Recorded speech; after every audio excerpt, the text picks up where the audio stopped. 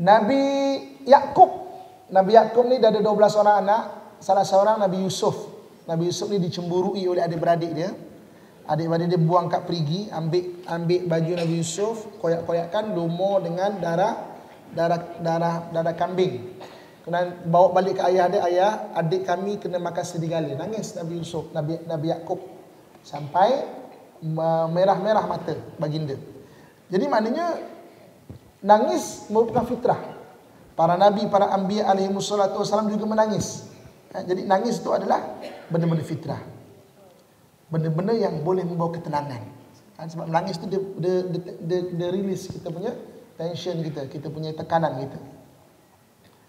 Tetapi apabila manusia itu besar, dia mula membesar, dia mula menangis bukan kerana fitrah lah.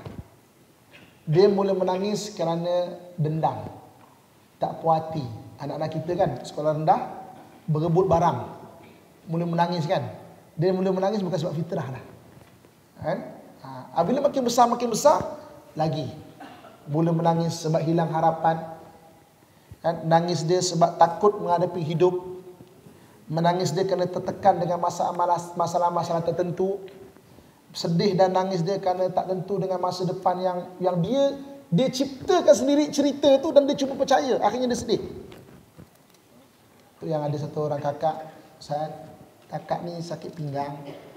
Saya pernah cerita benda tu. Pergi doktor kata sihat. Baguslah kak, sakit pinggang pergi doktor kata sihat. Doktor tu cek macam tu je.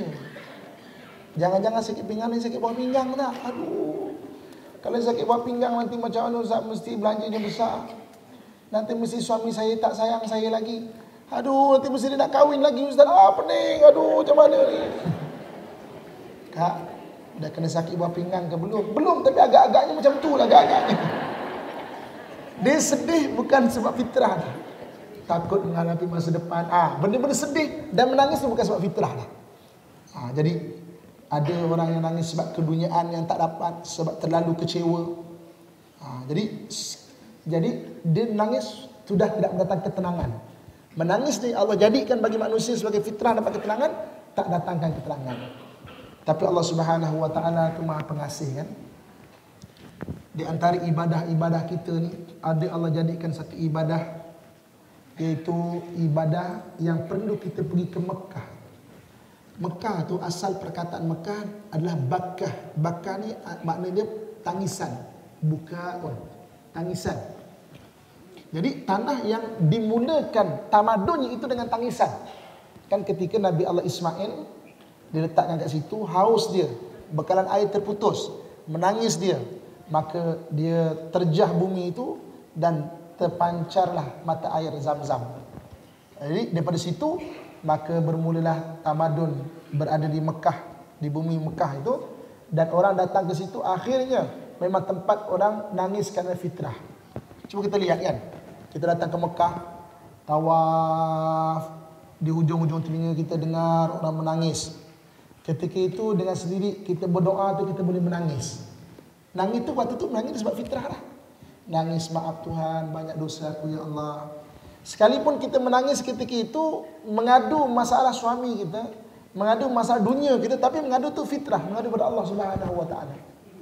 Tuhan, kenapa aku rasa sudah tidak dihargai dengan suami lagi Tuhan? Mengadu kita kepada Allah Subhanahu wa taala. Kadang-kadang mengadu kita, kenapa aku yang diuji Tuhan?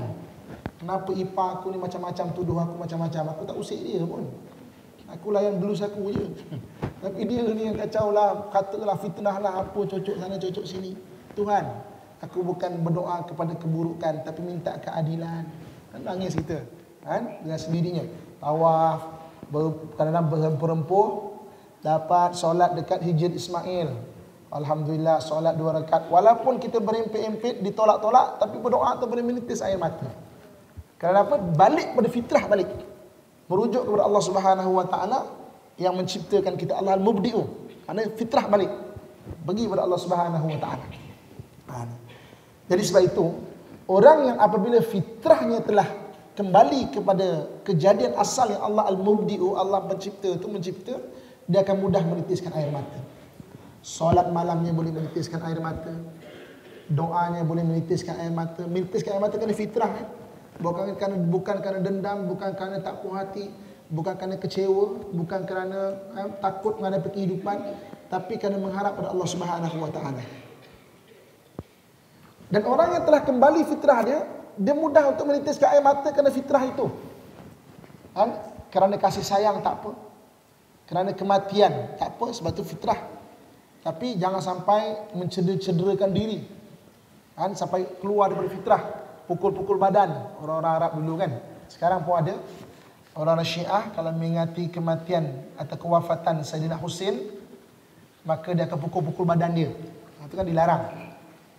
Sayyidina Umar, tuan-tuan sekalian, ibu-ibu, ayah-ayah saya sekalian, satu ketika dia, sahabat tengok dia ni kadang-kadang ketawa sendiri, kadang-kadang menangis dia. Sahabat tanya, Umar, are you okay? Aku pelik, takut juga khalifah kita ni kan ada tekanan apa? Okey ke? Kenapa kadang-kadang aku tengok kamu menangis, kadang-kadang aku tengok kamu ketawa? Apa kata Umar? Aku ketawa sebab teringatnya bodohnya aku ketika zaman jahiliah. Kami kalau bermusafir jauh ni, orang Arab ni terkenal yang bermusafir. Allah sebut dalam Quran, Allah kata apa? Li fi Quraisyin ilafihim rihlatash shita'i was-saif. Kebiasaan orang-orang Arab, dia berniaga pada musim sejuk di Yaman, pada musim panas di Syam. Dan orang Arab telah sampai ke Nusantara ni. Kan kerana Nusantara ni dia pergi ke Barus kerana mengambil bahan untuk memandikan mayat. Kan? Maknanya di Barus sana tu. Memang orang merantau lah. Jadi kami kalau jalan jauh, kami akan buat Tuhan untuk perjalanan kami diberkati. Dengan tamar-tamar terbaik yang ada di Mekah, kami akan buat kepala Tuhan, tangan Tuhan, kaki Tuhan, badan Tuhan. Kami pun bermusafir. Kalau perjalanan kami tergendala dan tertangguh, bekalan makanan habis, masing-masing kami akan melihat Tuhan. Macam sedap dia Tuhan kita ni. Kami patahkan tangan Tuhan, kami makan. Patahkan kaki Tuhan, kami makan. Patahkan badan Tuhan, kami makan. Patahkan kepala Tuhan, kami makan. Habis Tuhan kami makan. Aduhai bodohnya kami, kata Umar. Dan kenapa kau menangis, Umar? Aku terlihat kerana kita dulu, budaya kita mendapat anak perempuan ni memalukan. Maka aku ada anak perempuan yang sangat cantik, yang sangat baik pada aku.